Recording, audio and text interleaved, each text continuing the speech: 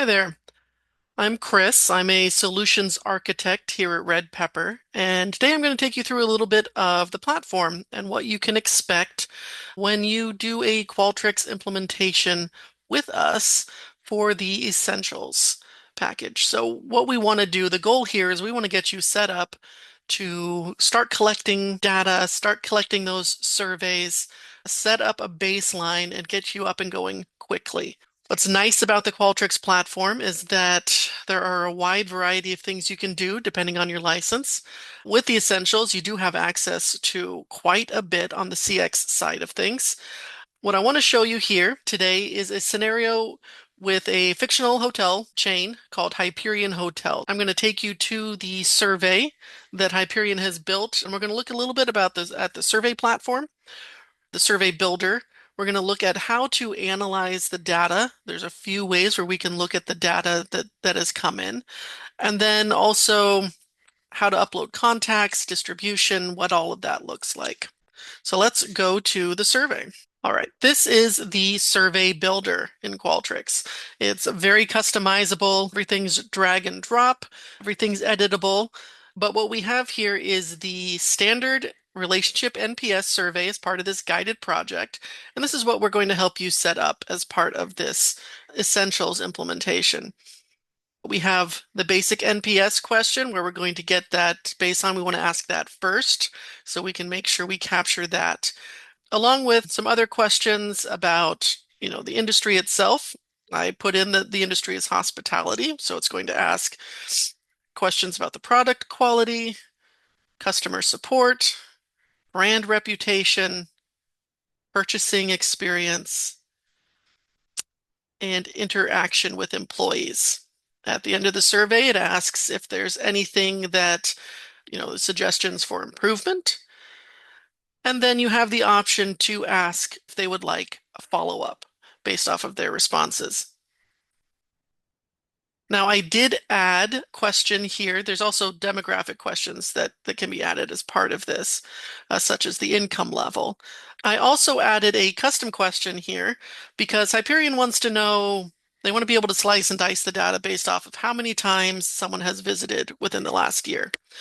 So you can add these questions on your own. It's a very simple process. In fact, we click here, we can add a question above this, and we have a wide variety of options as far as question types. And you will have access to all of this as part of your license. Standard ones, usually multiple choice, text entry, matrix tables. Form fields are if you need to gather like name, address, phone number, multiple things like that. And that's what you'll see is pretty much the baseline for getting surveys started. Everything is editable. If you'd like to change the language of some questions, we can click into this rich content editor, and you have the option to change the font, the formatting, add pictures, videos, if you have like instructional videos or you want someone to review a video or anything like that. There's even the option to get into the HTML of the question if that's something you really want to do. Same thing with the answer choices. You can change those as you need to. Again, very customizable, everything drag and drop. We can move the question around if we need to. I'm going to move it under this page break where it was before. And then there are a few tools to personalize the survey within the survey itself. So what you see here, this strange formatting here, this is called piped text. You see it here. So with piped text, we can add information dynamically, such as how someone answered a survey question or any metadata, embedded data Qualtrics calls it, that you have on the person. So in this case, we're bringing into the survey, their age, their gender, location, any of that information, we can include that dynamically in the survey itself, the current date or, last week, or there's just a wide variety of things that we can do to personalize the survey. In this case, we are showing what they answered to this previous question. So we want to know why you gave us that specific score. And what's really nice is that at any time as you're building the survey, you can go in and preview to see what that survey looks like. Now, I went in and I did a little bit of styling, added some colors, added a logo for Hyperion to kind of match their theme and their style. So when you're previewing the survey, you have a few options of things you can do. You have tools up here which allow you to scan a QR code to see what the survey looks like on your own individual mobile device. Ignoring validation is helpful if you have a lot of survey logic that you need to go through and test. Or maybe you want to ignore that as you go through. And the mobile view, so you can see what it looks like on mobile, is you can toggle that on and off here. But what we're going to do is we're going to start going through the survey. I'm going to give Hyperion a 9. And then you see the pipe text there. What are the primary reasons for the 9 score that you gave us? So you go through the survey, you can enter in some information there, and you can see the survey as it is. What's also nice about these pre-built guided solutions is that they are already translated in a variety of languages. So like if we go to the next page here, this is one of the standard questions. We can switch to any of these languages. Out of the box, it comes pre-translated. We'll switch to Spanish, back to English. So that is an advantage. Now, if you do add any of your own questions, like I did, you do have to translate those as well, but it's a pretty easy process. There's even Google Translate, Amazon Translate as options to do that, or you can manually put the translations in yourself. So let's go back to the survey. I'm going to show you a few more things. Without getting into too much detail about the complexities of how you can do your survey, what I do want to show you is some of the basic things involving survey logic. So the first one, display logic. So let's say that we only want to show this question of why did you score us this way if they are an NPS detractor. So meaning that it's a low score on the lower side of things. So we're going to add some display logic, and you can see again, it's very point and click, very easy to do, no coding necessary at all. You have the option of doing individual scores for these NPS questions, or I'm going to say is detractor. So if they are a detractor, then we'll show the question. Otherwise, they're going to pass on through. So that's one of the options for survey logic, and you can combine things if you want to combine, their location and how they rated something, you can do that. We'll remove this. The other thing would be skip logic. So let's say for this question, how many times have you stayed with us in the last year? We want to say, actually, just skip to the end of the survey if they say they haven't visited this year. We can skip to the end of the survey, they'll get the thank you message, but we don't necessarily need their information if they haven't visited this year at all. The other thing you can do is branching logic. So again, without getting into too much detail, this is the survey flow where you can kind of take the survey from top to bottom. I'm going to say that we're not going to ask if they want to follow up. I'm going to do some branching logic here to say, don't show this block of questions unless a certain condition happens. So we're going to say, don't ask for a follow-up, again, unless they are a detractor. That way we don't need to ask for everybody's email address or, uh, bother them with additional questions unless there's a specific reason that we might want to follow up with them. I'm just going to revert that back and go back to the survey. So as far as distributing the survey, you have a few options within the survey tool itself. So the anonymous link is what is always available. You can bookmark this. Some will put it as a bookmark on your website or email it out, but this will allow anyone to take the survey at all, but it does not carry over any contact information. So basically it's anyone can take the survey and we don't have any information about them. If you want things like gender, age, if you want to collect that information, you need to ask it in the survey itself. Otherwise, if you have the information already about these people and you want to bring it in the background to slice and dice the data, we can send an email, and this will send an individual link to the respondent. It'll be a one-time use link. Once they click it and they take the survey, that link is no good anymore. If they stop halfway through, they can click that link again and it'll take them to where they left off. And it'll bring in any contact information that you have about them. The same is true with generated personal links. So this will give you a CSV file of a personal links. You can send them from somewhere else, or text messages if you have access to that. If you have text message credits through Qualtrics, you can send by SMS as well. It also provides a QR code, which uses the anonymous link, and you can download this, print it out, put it up anywhere you want someone to maybe scan the QR code and take the survey. So in Qualtrics, we have the ability to upload your contacts, and this is something we will help you with as part of the implementation to send out this survey for those individual links. It's a pretty simple process. We get a CSV file together and we upload it in.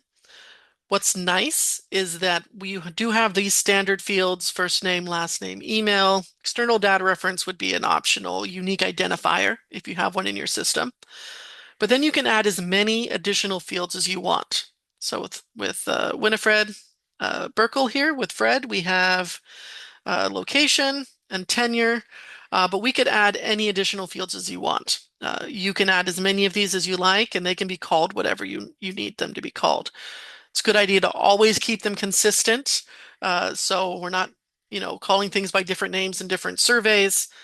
But it's really nice that you can bring that information in. You don't have to ask it in the survey if you already have it. Simplifies the process, and then you can slice and dice the data as you see fit.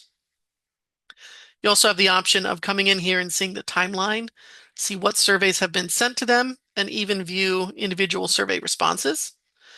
See what lists they're a part of, and any statistics for that individual. So how many responses they've done, when that last response was, etc.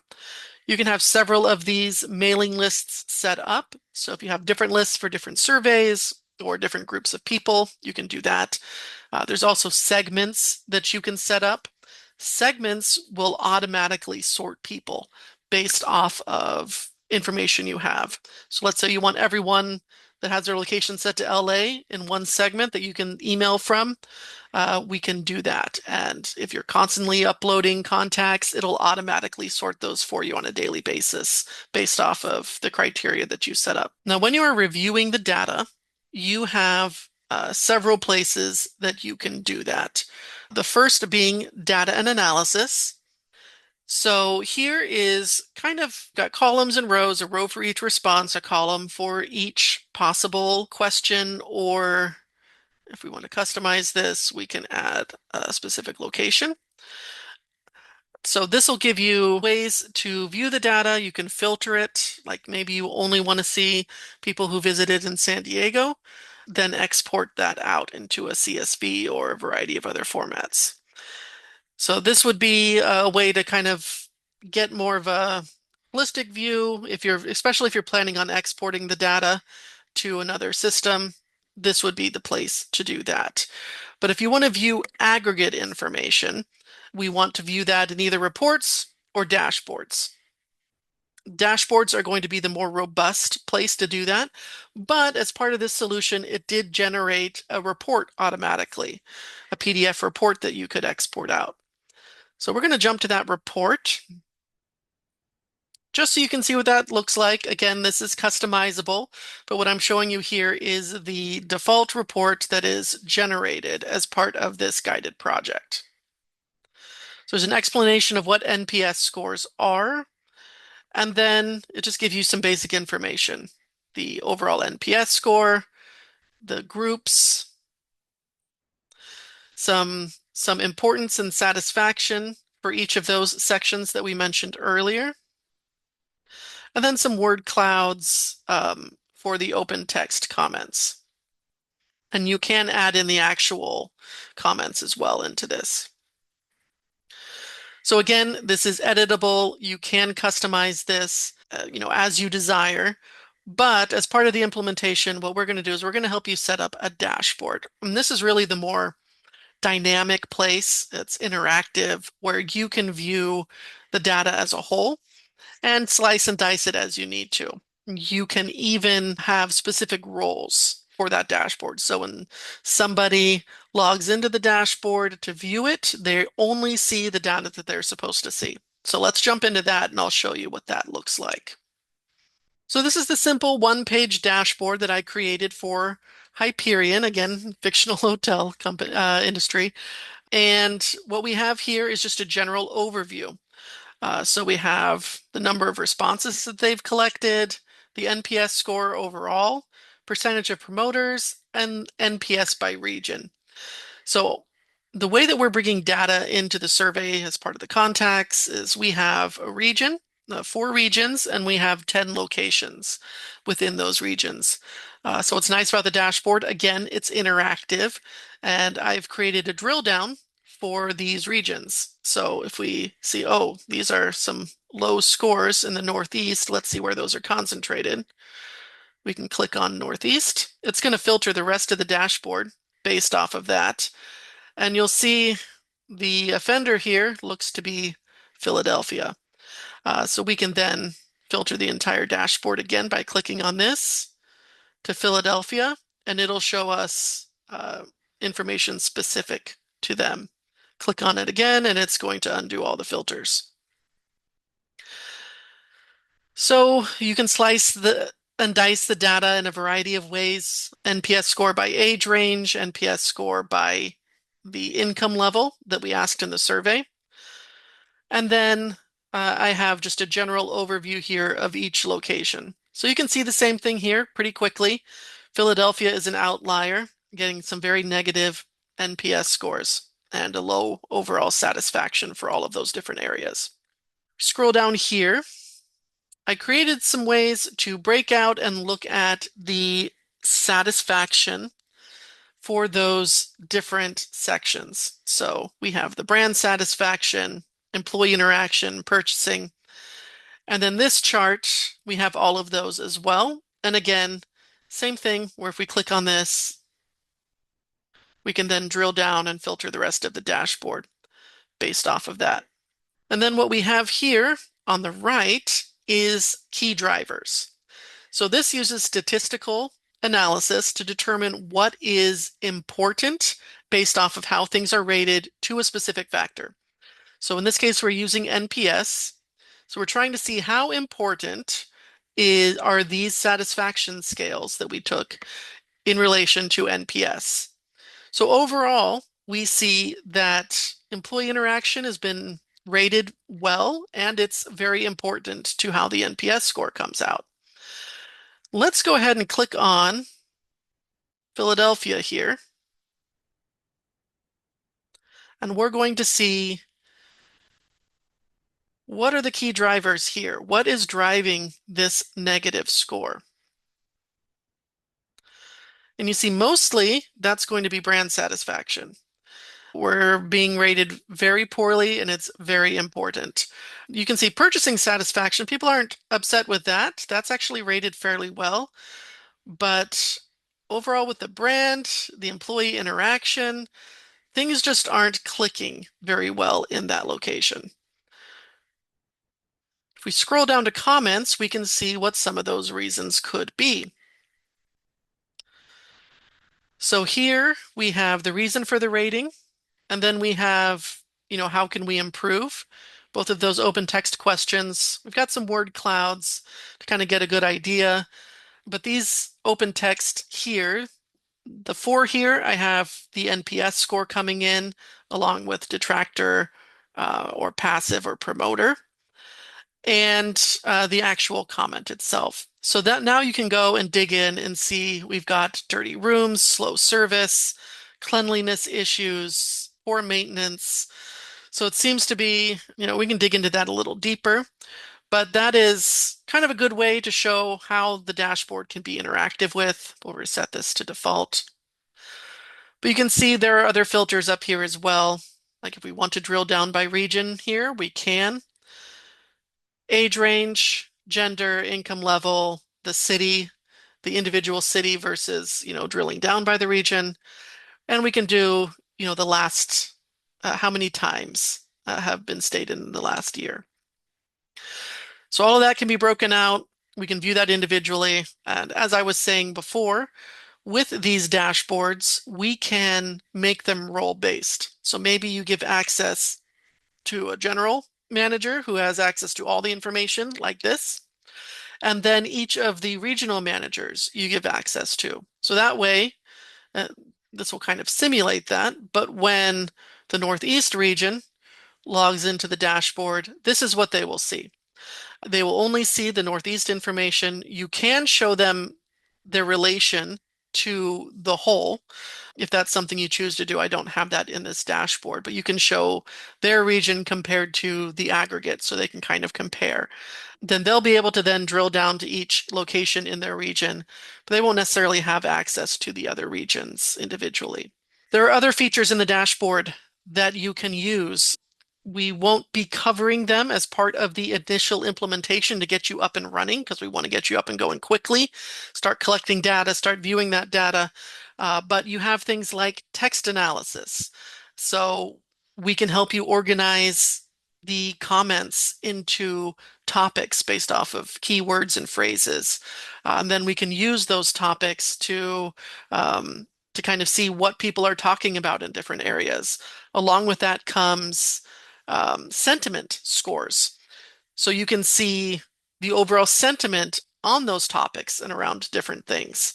There's also emotion scales.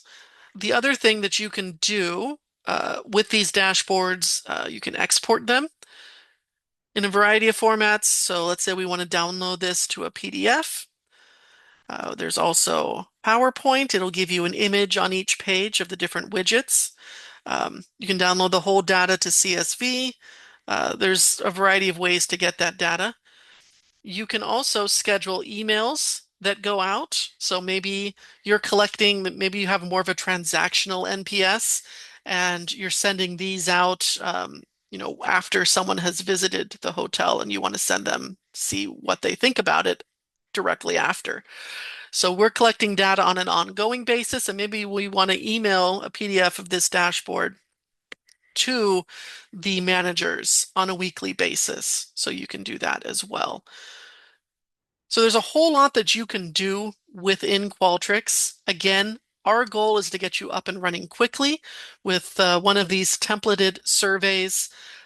Make a few modifications if you see fit, you can do that, and then get you a dashboard so that you can view that information as it's coming in and get a good idea of where you're standing right now, get that baseline. And then as you grow and expand, you can add additional surveys. You can even bring those additional surveys into the same dashboard if you're asking the same types of questions, or we can map additional questions into the dashboard.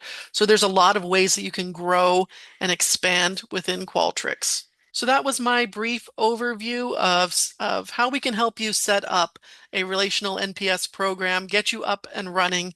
We can do NPS, we can do CSAT, but we want to make sure that we set that baseline, we get you going, and then you can expand from there. And we're happy to help you in all of those areas.